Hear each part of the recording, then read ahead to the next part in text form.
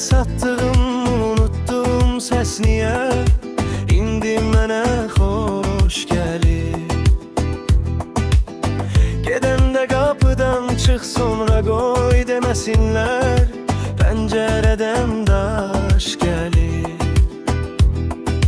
Ay bəri bax mən tərəfdə od yanır, kül olmaq hazıram.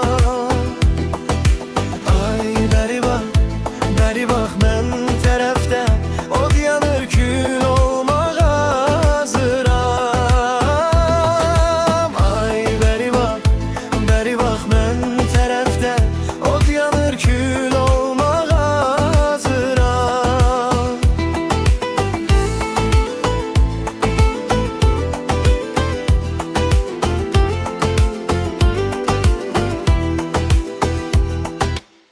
Tanrının iki elle yarattığı kadını ben tek elle yazıram.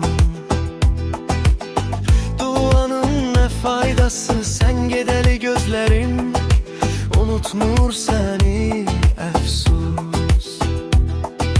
Yar yaratmak Tanrıya, yar atmak insana, yaşatmak sənə məxsus. Gün doğanda gelen kız, gün batanda gidersen, geceler incimesin. Ay bəri bax mən tərəfdə od yanır, kül olmaq hazıram. Ay bəri bax mən tərəfdə od yanır, kül olmaq hazıram. Ay bəri bax mən tərəfdə od yanır, kül olmaq hazıram.